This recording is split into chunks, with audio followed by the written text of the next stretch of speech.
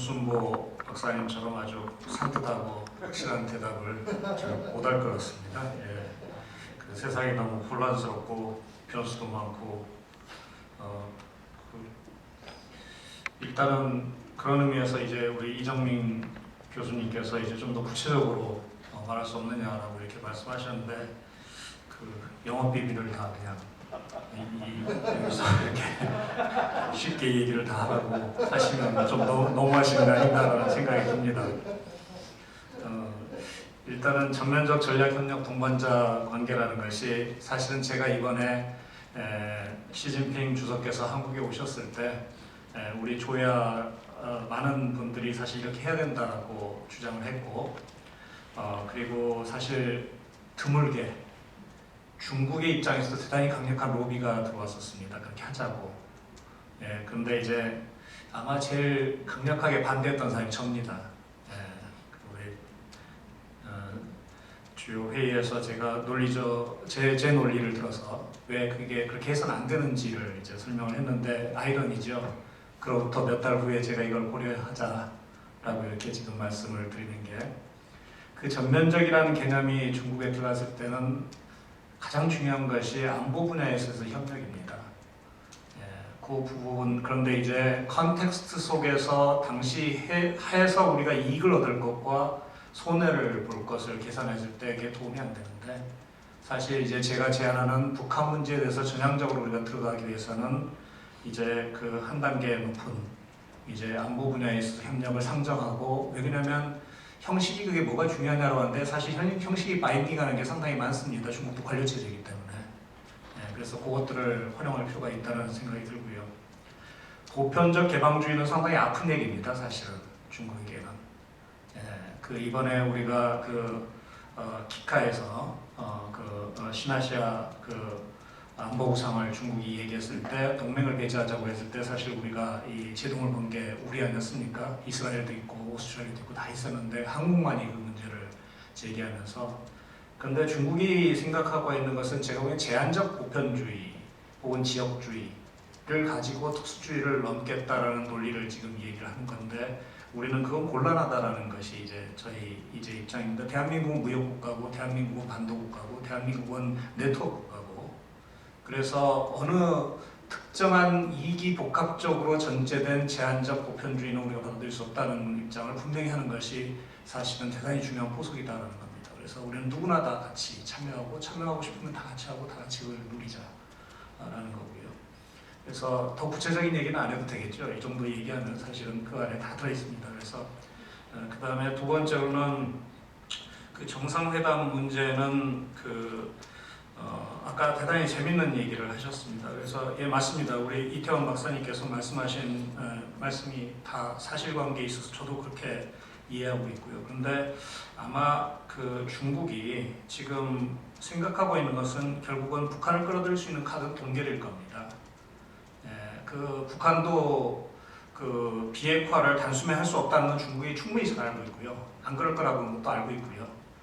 그런데 대신 그걸 위해서 일단은 동결하고 시작하자라고 하게 되면 북한의 원칙에도 위배되지 않고 중국도 들어갈 수 있고 한국도 사실은 원할 수 있고 누구나 다 원할 수 있는 그래서 아마 동결 카드를 가지고 이제 북한을 계속 끌어들이고 있는데 북한 입장에서는 나와서 충분히 얻을 걸 얻고 그 얘기를 하고 싶은 거고 이제 우리나 이제 중국 입장에서는 먼저 니네가 그거에 관해서 뭔가 언급을 해라라고 지금 얘기하는 그 지금 과정이 있습니다. 그런데 저는 서로 그 정상회담이 있느냐 없느냐 핵 문제를 가지고 그걸 본다면 그 동결 카드를 가지고 결국은 할 수 있다라는 생각입니다. 그런데 이제 문제는 그 현재 북한과 중국이 서로 카드가 있다는 생각이고 아직까지는 이 기싸움에서 밀리면 앞으로 계속 골치 아프다라는 생각이 지금 서로 강하기 때문에 지금 한동안 계속 저는 될 거라고 봅니다. 그래서 제가 이거와 관련해서 중국이 최근 중국 측에서 이야기한 이 양반도 이제 그 한바오장입니다. 그 전략연구 소장이 북중 관계는 객관적 발전 수요에 따라서 양국 관계를 발전시킬 것이다. 이 무서운 얘기입니다. 객관적 발전 수요라는 게. 그 다음에 국가 이익에 따라서 김정은의 방중 여부를 결정할 거다라고 얘기를 하면서 양장한 합의가 필요하다. 그를 위해서는. 그런데 그 뒤에 붙인 말이 재밌습니다. 중국의 속담을 얘기하면서 의기투합이 안 되면 한마디 말 섞는 것도 아깝다 라고 이렇게 얘기를 하더라고요. 그러니까 꼴 보기도 싫다 지금은. 그래서 그리고 아까 얘기한 것처럼 이번에는 북한이 분명히 숙이고 들어와야 될 때다라는 것을 계속 지금 얘기하고 있습니다. 그래서 그런데 시진핑이 무서운 양반입니다. 예, 그래서 자신이 이렇게 한번 하거나 어떤 방침이 정해지면 그거 바꾸려고 하지 않을 겁니다. 지금 시진핑처럼 엄청난 카리스마를 보여주고 대단히 스트레이트포워드 합니다. 예, 중국 사람들이 아주 무서워할 정도로 그 자신감이 가득 차 있고요. 예, 그래서 김정은한테 시진핑 양보를 해서 대충 넘어간다 저는 그 상상도 할 수 없습니다. 그래서 이 문제만큼은 네가 숙이고 들어와야지 우리가 한다. 근데 그 카드는 동결 카드로 갈 겁니다. 그리고 육자회담 끌고 가려는 이유는 첫째는 북한이 사고치지 못하게 이제 하는 효과가 있다고 생각하는 겁니다. 중국은 대화할 때는 아무튼 북한은 거기에 마인딩하는 측면이 있기 때문에. 예, 그리고 두 번째로는 미국에 대한 카드가 있습니다. 미국을 억제하겠다는 생각이 있는 거죠. 왜냐하면 중국이 현재 상황에서 제일 두려워하는 것은 북한이 조만간 핵 소형화와 ICBM을 결합했을 때 미국이 서지컬 스트라이크를 하는 그게 이제 중국으로서 가장 우려되는 상황일 겁니다. 아마 그 반응량이 가장 크고 이거에 따라서 사실은 저는 대단히 동아시아의 정세가 요동칠 거라고 생각합니다. 사실은.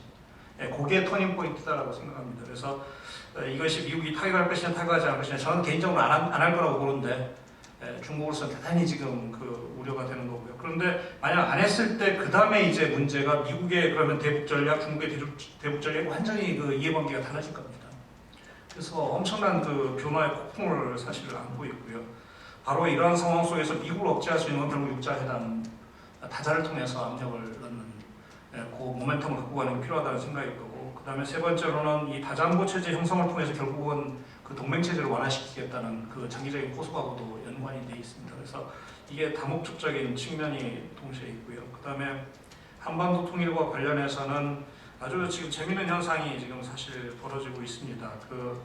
일단 대만 문제가 아까 말씀하셨는데 과거에는 이 한반도 통일이 되면 한국이나 미국 측이 훨씬 카드가 다양해져서 결국 양안 통일을 방해할 것이라는 생각이 기본적인 사고였습니다. 그것이 제2차 북핵 실험이 있을 때 이후에 대한반도 정책의 히든 우리한테는 말하지 않지만 자기 내부적으로 토론할 때는 그 정해진 분명히 그게 이제 그 원칙이 있었습니다. 그런데 시진핑 시기 들어서 이 사고가 완전히 바뀌고 있습니다. 뭐냐면 한반도 통일이 오히려 양안 통일에 그 하나의 어떤 그 그래비티를 줄 거다, 더 긍정적인 어떤 그 에너지를 줄 거다라는 생각으로 바뀌고 있고, 한반도 통일이 중국에게 그렇게 나쁘지 않다라는 생각이 점점 더 지금 그런 생각이 강해지고 있습니다. 그 이면에는 나름대로 중국이 갖고 있는 자신감들이 이제 분명히 있고요. 나름대로 우리가 이제 제 영업 비밀을 지켜야 되기 때문에 다 할 수는 없지만 하나하나 이렇게 그 분석을 해보면 다 플러스 마이너스가 있습니다. 근데 그게 어느 순간 되면 플러스가 마이너스가 되고 마이너스 플러스가 되고 이 계산들이 있습니다. 예, 그것들을 잘 따져보면 중국이 지금 플러스로 지금 계산이 그래도 남는 장사다라고 하는 겁니다. 여러 가지 측면에서 볼 때. 그래서 그런 것들을 이제 우리가 고려하면서 시진핑 시기에 들어서 한반도 통일에 대해서 훨씬 더 긍정적으로 중국이 지금 나오고 있다. 그런데 재미있는 사실이 하나가 있습니다. 제가 최근에 중국 친구들하고 계속 이야기하면서 느끼는 게 이미 내부적으로 큰 원칙들이 정해지지 않나는 생각이 듭니다. 그게 간단히 이야기하자면 첫 번째 상호 인정을 시키자, 두 번째 신뢰를 구축하는 작업들을 하자, 세 번째 통일 단계로 그거 물론 20-30년 걸릴 겁니다. 아주 장기적이라고 지네들도 이야기합니다. 그런데 재밌는 것은 상호 인정이 제가 보기에는 이국가 체제를 인정하게 하자, 서로 상호 주권 국가라는 것을 거기서부터 이제 다시 리셋하자라는 생각이 강한 것 같습니다. 아마 이것은 우리가 지금 사실은 상당히 심각하게 고민을 해야 돼요. 과연 우리 포지셔닝이 어떻게 됩니까? 그런데 중국이 또 통일에 대해서 긍정적인 게, 한반도 통일에 긍정적인 게 2021년이 되면 중국 공산당 창당 100주년이 됩니다. 시진핑 시기죠. 시진핑이 역대 지금 현재와 같은 엄청난 권력과 카리스마, 전혀 중국스럽지 않은 중국 지도자입니다. 지금 사실은 우리가 기존의 전통적인 그 사고로 이렇게 바라볼 때 그런 중국스럽지 않은 중국 지도자가 가장 중국의 위대한 지도자가 되기 위해서는 두 가지 사실은 이가 있는데, 하나가 미국을 경제적으로 이제 추월하는 고전기를 바로 그 시점에서 맞이하는 것, 두 번째는 중국 통일의 결정적인 계기를 마련하는 것입니다. 그래서 한반도 통일과 중국 통일 이걸 다 맞물리면서 아주 보다 전향적이고 적극적이고 긍정적인 사고로 돌아가면서 그것들을 어떻게 결합시킬까를 고민할 겁니다. 그래서 제가 보기에는 시진핑 2기는 훨씬 더 파동이 큰 아마 그런 시기로 가져갈 것이었습니다. 고맙습니다. 많은 영업 비밀을 공개해 주셔서 감사합니다. 자, 이민희 교수님 시간이 짧으니까 좀 참고가 있어서 말씀드리겠네요.